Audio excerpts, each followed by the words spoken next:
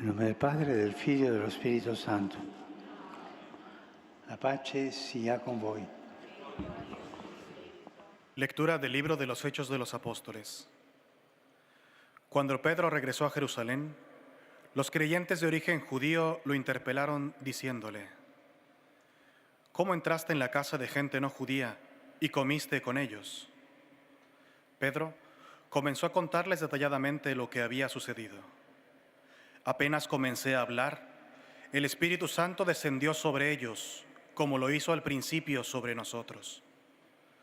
Por lo tanto, si Dios les dio a ellos la misma gracia que a nosotros, por haber creído en el Señor Jesucristo, ¿cómo podía yo oponerme a Dios? Palabra de Dios. Cari fratelli e sorelle, buongiorno. Queridos hermanos y hermanas, buenos días. Oggi vi parlerò Hoy di les due hablaré fratelli de dos molto hermanos famosi muy in famosos en Oriente, Oriente, al punto che hasta el da punto essere chiamati gli de que apostoli di Slavi. se les llame los apóstoles de los eslavos, los santos Cirilo y Metodio, nacidos en Grecia en el siglo IX, en una familia aristocrática, renuncian a la carrera política para dedicarse a la vida monástica. Pero su sueño de una existencia retirada dura poco. Son enviados como misioneros en la Gran Moravia, que en la época comprendía varios pueblos, ya en parte evangelizados, pero en los cuales sobrevivían muchas costumbres y tradiciones paganas. Su príncipe pedía a un maestro que explicara la fe cristiana en su lengua. La primera tarea de Cirilo y Metodio es, por tanto, estudiar a fondo la cultura de esos pueblos. Siempre ese eco. La fe va inculturada y la cultura va evangelizada. La inculturación de la fe, la evangelización de la cultura, siempre. Y él replica, Cirilo pregunta si tenían un alfabeto, le responden que no, y él replica, ¿quién puede escribir un discurso sobre el agua? De hecho, para anunciar el Evangelio y para rezar hacía falta un instrumento propio, adecuado, específico. Inventa así el alfabeto glagolítico. Traduce la Biblia y los textos litúrgicos. La gente siente que esa fe cristiana ya no es extranjera, se ha inculturizado, sino que se convierte en su fe. Hablaba en la lengua materna. Piensen, dos monjes griegos que dan un alfabeto a los eslavos. Esta es la apertura del corazón que arraigó el Evangelio entre ellos. No tenían miedo estos dos, eran valientes.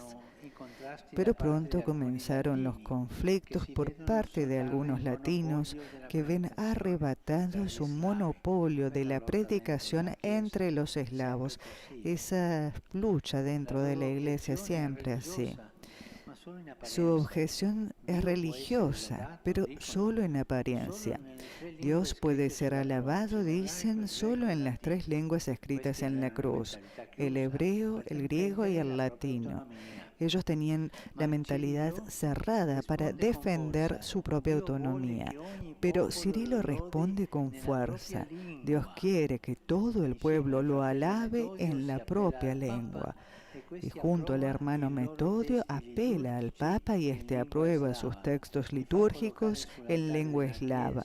Los hace colocar en el altar de la iglesia de Santa María Mayor y canta con ellos las alabanzas del Señor según esos libros.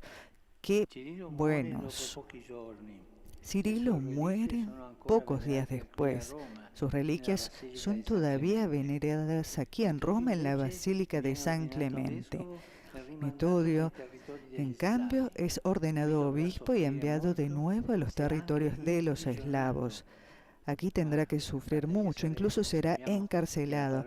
Hermanos y hermanas, ustedes Nosotros sabemos que la palabra de Dios, sin embargo, no es encadenada y se difunde entre esos pueblos. Mirando el testimonio de estos dos evangelizadores que San Juan Pablo II quiso copatrones de Europa y sobre los cuales escribió la encíclica Slavorum Apostoli, reflexionamos ahora sobre tres aspectos importantes. En primer lugar, la unidad. Los griegos, el Papa, los eslavos. En esa época había en Europa una cristiandad no dividida que colaboraba para evangelizar. Un segundo aspecto importante es la inculturación. He dicho algo importante sobre eso. Evangelizar la cultura.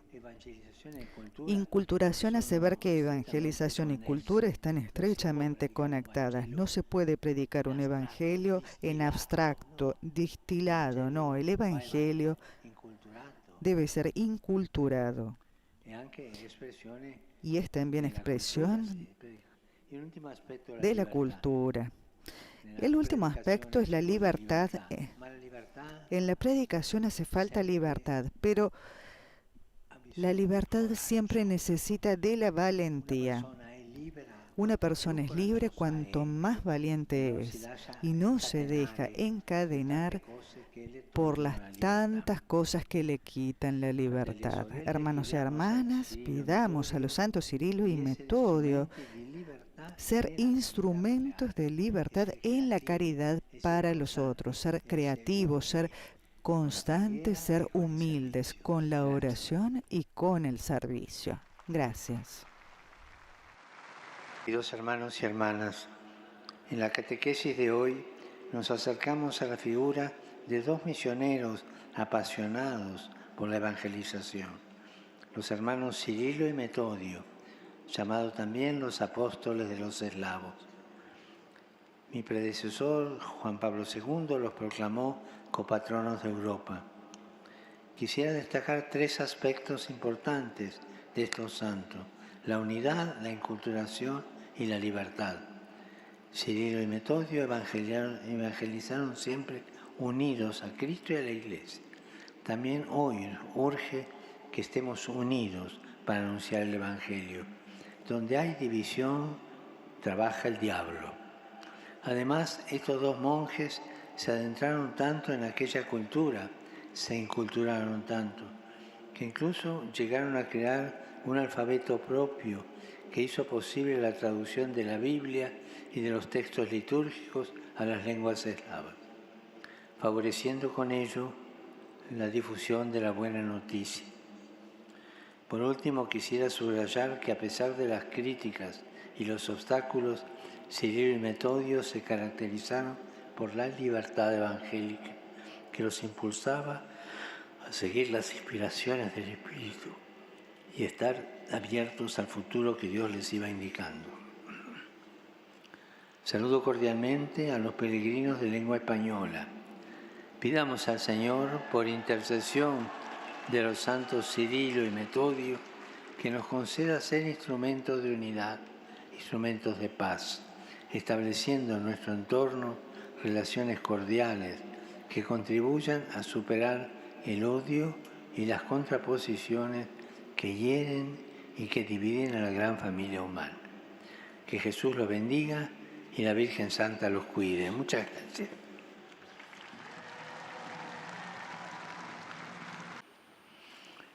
Benedicat vos, omnipotens Deus, Pater, et Filius, et Spiritus Sanctus. Amen.